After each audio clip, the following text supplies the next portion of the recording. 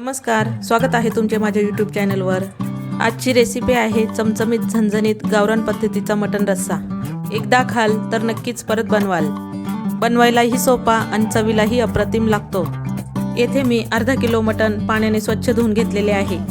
त्यात लिंबू पिळून, धना पावडर, हळद पावडर, मीठ तसेच आलं लसूण पेस्ट घातली आहे। हे सर्व मिश्रण अर्धा तास बाजूला ठेवून द्यायचे आहे। तेल गरम झाल्यावर काही खडे मसाले व त्यात कांदा घालायचा। कांद्याचा रंग गुलाबी झाल्यावर त्यात मटण टाकायचे।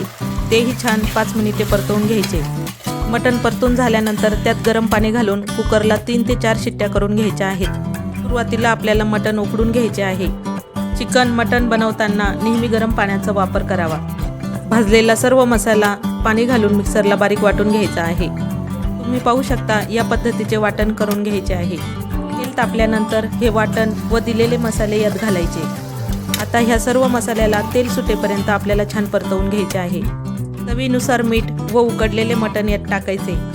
मटणाचा रस्सा तुम्ही तुमच्या आवडीनुसार घट्ट किंवा पातळ ठेवू शकता। हा रस्सा आपल्याला 10 ते 15 मिनिटांसाठी छान शिजवून घ्यायचा आहे।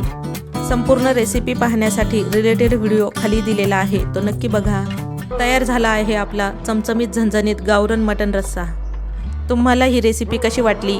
आवडली असल्यास माझ्या चॅनलला लाईक, शेअर आणि सबस्क्राईब करायला विसरू नका। भेटूया नवीन रेसिपी सोबत, तोपर्यंत बाय बाय।